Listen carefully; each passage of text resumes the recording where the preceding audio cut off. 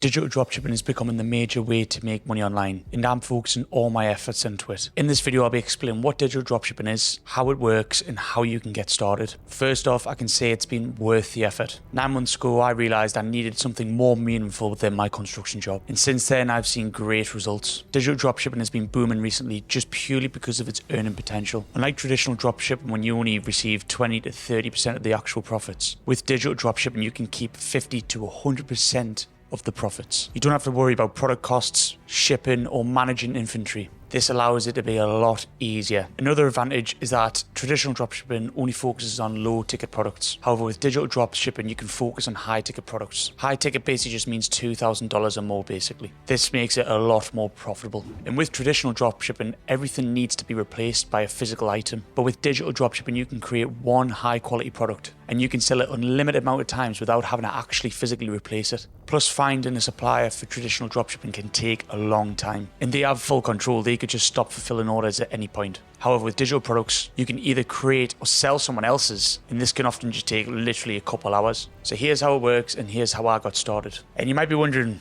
this might sound too good to be true. I know I felt the same way before I took that leap. Just 9 months ago, I was working in the FIFO industry in Australia and I needed a change. So I began to learn how to make money online. And look, I tried a lot of different things. I failed a lot. But when I began digital dropshipping, it only took me 10 weeks to actually replace my FIFO income. Fast forward to now, I'm making a full-time income with commissions like this, and this. But look, I'm not the only one that's having success with this. This is actually another FIFO worker that's making 10k a week with digital dropshipping. And Marcel, an ex-construction labourer that's made 20k just in 1 week with digital dropshipping. Or even T, who literally made 10k in 1 week within his first 2 months of starting this business model. I'm showing you these guys because the same formula works for many different people. Right, let's break it down and see how you can actually join us on this journey of making money online. The first step is always going to be pick your niche. Before you go do that, it's important to point out that this is often overlooked. There are 4 main niches in digital dropshipping: health, wealth, happiness, and relationships. When choosing a niche, remember to pick one where your ideal customer has a problem or pain. People buy solutions to their problems, so you've got to address the pain points. You might be thinking, how can I actually sell something for $2,000? Like, who's actually going to buy that? But the truth is, people have been doing this for years and they're going to continue to do it because essentially your income is based on how big of a problem you can solve. If the problem is big enough and you have the solution, they will buy it. Fortunately, most digital products are there to solve someone's problem. It's much easier to sell something that addresses someone's problem or pain rather than some cheap Chinese gadget or some clothing like traditional dropshipping. The key to choosing a niche is being specific. This will enable you to stand out. Don't pick a broad topic like health. That simply won't work. If something's for everyone, like you're casting too much of a wide net, it's going to end up being no one. For example, if you choose the health niche, be more specific with it. For example, choose fat loss. You can either go further with that and narrow it down to a specific diet like keto, paleo, carnivore, vegetarian, vegan. You could even go even further into that and specialize it for pregnant women, someone who is doing jiu-jitsu, or you get what I'm saying. But do you see how specific that is? And when it comes to wealth, which is my favorite topic, you might say something like making money online. But again, you need to narrow it down. You could focus on a business model like digital dropshipping, affiliate marketing, sales, marketing, SMMA. Just having making money online is way too broad. So it's important to niche it down so you can explore things like mentorships, consulting, courses, ebooks, you name it. Basically anything that someone's interested in and it'll solve a financial problem for them. This is why I like this niche, because a lot of people experience pain with finances, such as feeling broke, unable to support loved ones, unable to have time for the family. And look, let's say you pick a niche about happiness. This could be mindset coaching, therapy, addiction therapy, meditation, self-improvement therapy, productivity programs, stress and anxiety programs, anything self-improvement or mental health related. Or maybe you want to dive into relationships. You can get into marriage, divorce, sexuality, parenting, whatever it may be. You've got a niche down to that.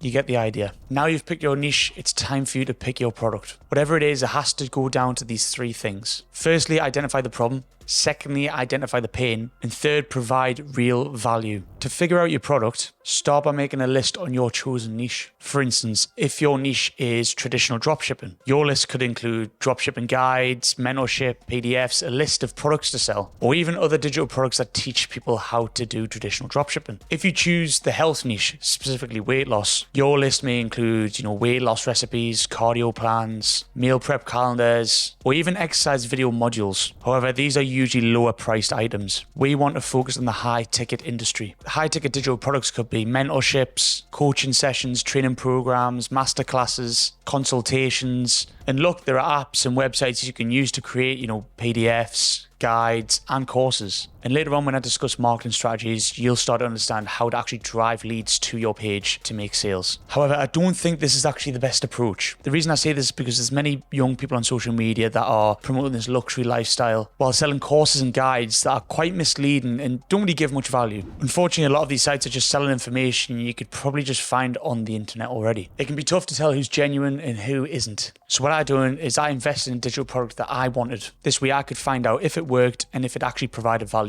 and if it actually solved my problem, and to see if it was actually worth it. That way, if other people are facing similar problems to what I was, I would know how to actually fix it. Now next, we're talking about avatars. This applies to any business model. You need to identify your target audience, also known as your avatar. Everything in marketing is having a clear vision of who your avatar actually is. They could be 9-to-5 workers, they could be stay-at-home parents, they could be students, they could be tradesmen, or even business owners. Once you choose your avatar, be very specific. For example, like the type of job they have, their age. It's very important to pick an avatar that has its pain points. For example, I used to work in FIFO, so I can relate to tradies or FIFO workers that have sore bodies, getting up early, missing time with the family, working long hours and not really getting rewarded with much. My own personal experience helps me create content targeting my avatar, since I literally know how it feels to be in their position, and I also know how to get out of their position now. Because remember, when you're communicating with your avatar, you want to address to a group of people that are going to resonate with what you're actually selling. So if you're in the high ticket sales space, obviously that's like above 2,000 USD. So you don't want to be targeting people that are going to be financially unqualified. For example, that are unemployed, uni students, because they simply just won't be able to afford the product. But if you're going to post content about being a tradie or in FIFO, you're going to attract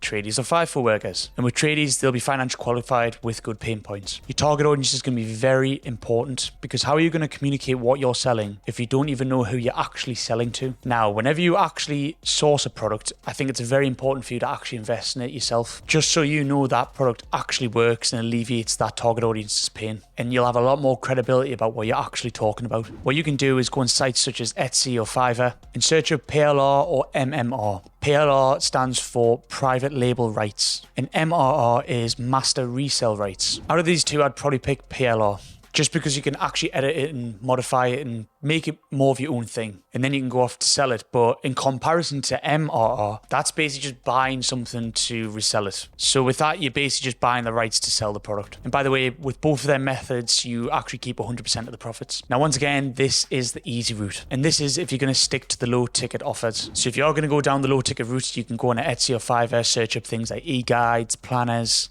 and you'll get a bunch of digital products and planners and whatever you've searched for show up. And that's basically where you can actually buy the rights to resell them things. You can literally do this today and start selling today. But the problem is that's still a low ticket product. And if you want to be hitting them 10k months, I suggest going to the high ticket offers, because with the low ticket method, it's going to be quite hard to reach that goal unless you're selling a lot of low ticket digital products. Because the low ticket way, you literally have to sell hundreds, if not thousands of products to hit that 10k a month. Whereas in comparison to high ticket products, you literally only have to make like 2 or 3 sales to hit that 10k a month. Depending on how high ticket it is, sometimes even less. Now, if you do have money set aside and you want to get in the high ticket space, I really would suggest doing that, because you're going to make money a lot faster. Now, when it comes to sourcing high ticket products, like I've mentioned, I've invested in high ticket products myself. I invested in a digital product that taught me all the skills I need to learn in order to make money online. Now, with high ticket products, it's not going to be some planner or ebook or some little course. There is so much coaching and mentorship and training and accountability and actual feedback from high ticket products. When you get a high ticket product, you get so much more value out of it, and you actually get the results from that high ticket product yourself. And then you're able to sell with conviction to other people because you know it actually works. You'll get to the point where you get so much value out of it, you can just sell it based off your results and your experience with that high ticket product. Now, the next step would be marketing that product. All these steps are crucial to see results. But if you don't have an audience to sell to, you're not going to make any money. Now, don't get caught up with the name, the brand, the logo. You need to be focused on the tasks that actually push the needle forward, like actually getting started, actually buying that high ticket digital product, learning what it's about and actually implementing, and then eventually marketing, so you can actually generate leads and get better as you go on.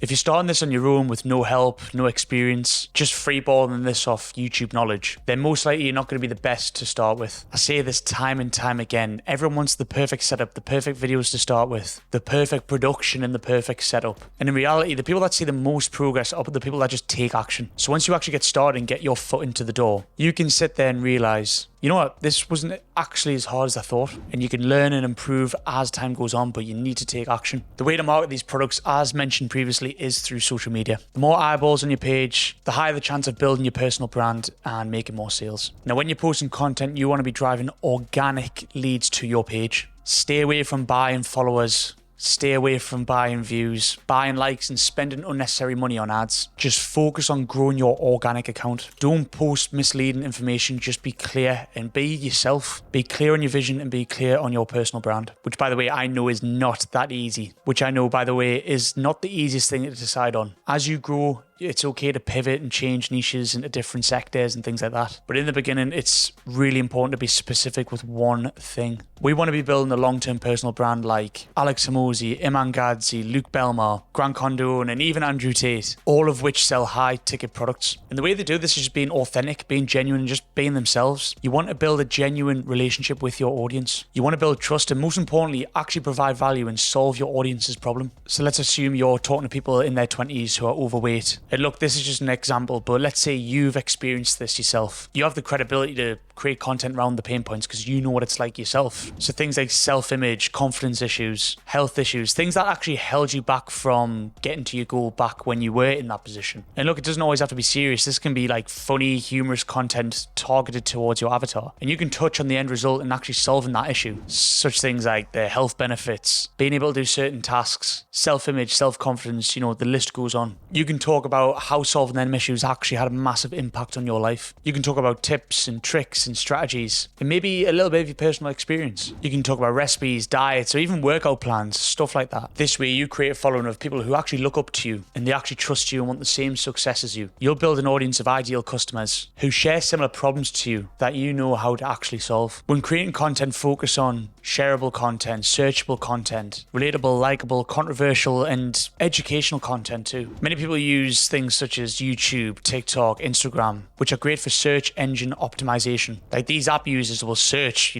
great weight loss recipes or other ways to stay motivated. And then you want to title your video with keywords that they'd actually search. For example, I titled this video with digital dropshipping for people who are just looking to make money online. Providing value is crucial. Make sure you share your experiences, your knowledge, your stories to help other people who are facing the same challenges. Building your personal brand can take many forms, but I believe putting your face out there is the best asset you can have. Pair that with selling a high-ticket digital product and you'll be set for success. And when you're creating content, you can offer educational videos, tutorials, guides, free training. For instance, if someone just didn't know how to make money online, I can specifically make a YouTube video addressing that problem. And if they gain value from that video, but still feel like they need that extra bit of help, they could buy a product or just keep watching more of my videos to gain more value. Let's say you have a channel that teaches digital marketing and your viewers actually get results from your free value. You'll build an audience that trusts you and they'll return to watch more of your content. This helps grow your personal brand and land more sales. Another way I create content is just documenting my journey, sharing daily videos about my experience. So people can actually see me have my ups and downs and see me grow. Modeling off successful creators is common. I do this a lot, but I also put my own twist on it. Never copy a creator exactly.